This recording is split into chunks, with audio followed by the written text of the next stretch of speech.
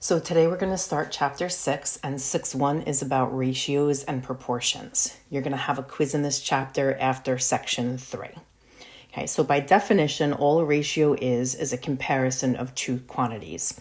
Okay, and when you're comparing those two quantities, the units of measure must be the same. And you'll see what I mean by that in just a second. So ways that you can represent a ratio is just a fraction, so you can say it as A over B. Or we can use the word to instead of a fraction, and we can say A to B. Or you can use a colon and say A to B. That's the colon there. Okay, an extended ratio would be a comparison or three of more quantities. So you could say A to B to C. That would be a comparison of three or more. Okay, so we want to find the ratio of each given situation in simplest form. Okay, so again, if it comes out to a fraction that we can reduce, we're going to reduce it. Okay, so girls to boys in this class. So let's just say, for example, we go around and we count the number of girls in the class is 11, and we count the number of boys in the class and we get 13. So girls to boys would be 11 to 13. Okay, I can't reduce 11 over 13, so that's it for that one. I'd be done. Okay, for part B, this is where the same unit of measure is going to come into play. So I want to compare a 6-inch pencil to a 1-foot ruler. Okay, I'm not going to say that as 6 to 1. Okay, it makes no sense to compare inches to feet without first changing them. So the first thing I'm going to do is talk about the number of inches in a foot. So in 1 foot, there's 12 inches. So this is really going to be 12 inches. So now if I want to compare the 6-inch pencil to the 1-foot ruler, I'm going to say it is 6 to 12. Okay, and if I write 6 to 12 as a fraction, sometimes it's easier to look at it that way. I can reduce 6 over 12. 6 is a factor of both 6 and 12, so 6 goes into 6 once on the top, and into the bottom, 6 goes into 12 twice. So in simplest form, that would be 1 to 2. Okay, for part C, we want to do a 4-ounce cupcake to a 1-pound 3-ounce cake. So again, the first thing that we need to do, we can't compare the pounds and ounces at the same time. We need to change everything to the same unit of measure. So I'm going to change everything into ounces. So the first part, 4 ounces, is in ounce form already. And the second part, I need to know how many ounces are in a pound. There's 16 ounces in a pound. So if I take those 16 ounces and these 3 ounces, all together, that cake is going to be 19 ounces. Okay, so when we write that ratio, it's going to be 4 to 19. Okay, and when you're writing a ratio, you don't use units of measure. So notice on all of my fractions, all of my ratios here, I didn't write any units of measure attached to them. Okay, and then we can actually take a ratio and use it inside of a word problem to be able to solve for a variable. So for number 2, the National Honor Society is selling carnations to raise money. They plan to buy 120 carnations in total. The ratio of the number of red carnations to pink carnations is 2 to 3. How many carnations of each color should they buy? Hey, the order matters here. So it says the ratio of red to pink. That means red is the first number and pink is the second number. So all I'm going to do is attach an X to each one of those numbers in that ratio. So if I attach an X to 2, I'm going to get 2X. So 2X is going to equal your number of red carnations. And for pink, again, if I attach an X to that, I'm going to have 3X for my pink carnations.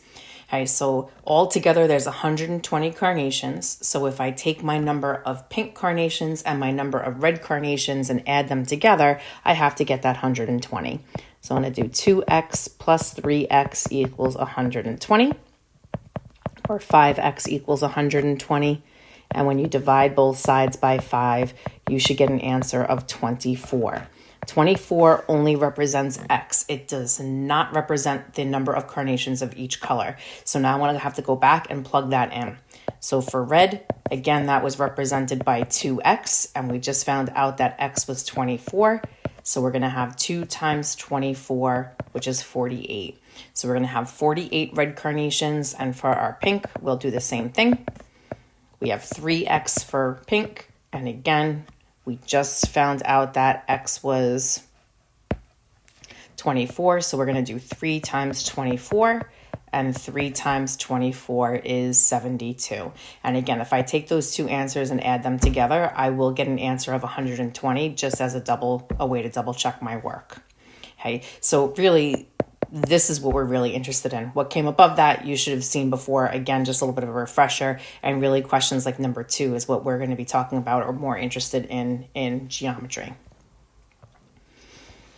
So the lengths of the sides of a triangle are in the ratio of 3 to 5 to 6. The perimeter of the triangle is 98 inches. What is the length of the longest side? So again, all I'm going to do, if I want to find the perimeter of any object, I would add all the sides together. But again, I only know that these are in the ratio. That's not the actual lengths. So all I'm going to do is attach an x to each one of them. So I'm going to have 3x, 5x, and 6x. And again, if I want to find the perimeter, I'm adding all 3 sides together, and in this case, they told me that that perimeter is going to be 98. So as an equation, I'll have 3x plus 5x plus 6x equals 98. When I add my x's on my left-hand side, 3 plus 5 plus 6 should give me an answer of 14. So I'm going to have 14x equals 98. The opposite of multiplying by 14 is to divide by 14, and x is going to be 7. The length of the longest side, that's going to be the one that's represented by 6x. And again, we just found out that x was 7. So 6 times 7 should give me an answer of 42. So 42 is going to be the length of the longest side of that triangle. For number 4, I have the ratio of the measures of the angles of a triangle are 4 to 7 to 9. And we want to find the measure of the angles of the triangle. So now again, I need to remember what's special about all 3 angles of a triangle. All 3 angles of a triangle are going to add up to 180. So again, same thing that we've done in the past couple problems now. We're just going to attach an x to each one of those numbers. So I'm going to have 4x plus 7x plus 9x equals 180. So again, when I add on the left, 4 plus 7 plus 9 should give me an answer of 20. So I'm going to have 20x equals 180. The opposite of multiplying by 20 is to divide by 20, and x is going to be 9. Again, it didn't ask me to find what x is. It asked me to find the measure of the angles. So now I need to find all 3 angles. First angle was represented by 4x. So 4 times 9 will give me an answer of 36. So there's one of your angles. Next one was represented by 7x. So 7 times 9 should give me an answer of 63. And my last one is represented by 9x, or 9 times 9, which is 81. So there's the 3 angles of my triangle. Okay, so now we're going to extend our ratios and talk about proportions. So what's a proportion? A proportion is an equation that states that 2 ratios are equal. So we're going to basically have 2 fractions set equal to each other. So again, we can write it in one of 2 ways. We can write it like this: A over B equals C over D.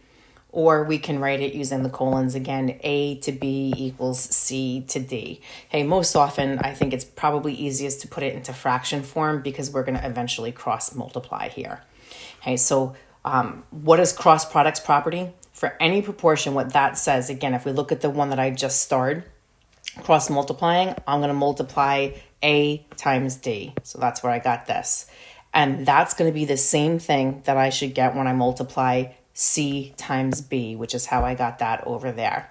So we're going to cross multiply, set those 2 cross products equal to each other, and then solve that resulting equation. Okay, so in 5, that's exactly what we're going to do. We're going to have 4 different proportions that we're going to need to solve. So again, we're just going to cross multiply, set that cross product equal to each other, and then we'll solve. And if we get a decimal, we're going to round to the nearest 10th if necessary. Okay, so in A, I have 4 over x equals 10 over 15.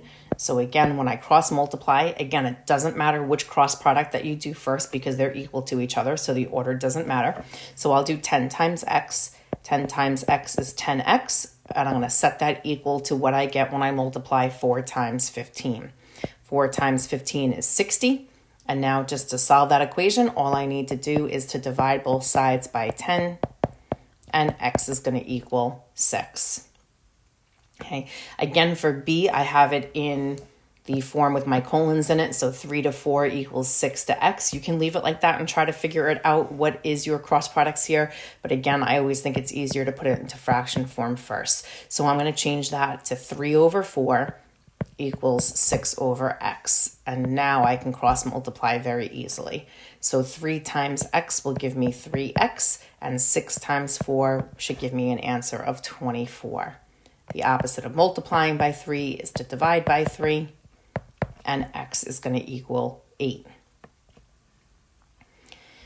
Okay, for part C, when I cross multiply here, now we just need to be careful. Okay, so now we're getting a little bit more involved than we did in A and B. Okay, when I multiply 12 times this denominator, I need to make sure I'm multiplying the entire denominator by 12. So I'm going to do 12 times the entire quantity, x plus 8. And the same thing's going to happen with the other cross product. I need to do 32 times this entire denominator of x minus 2. So 32 times x minus 2.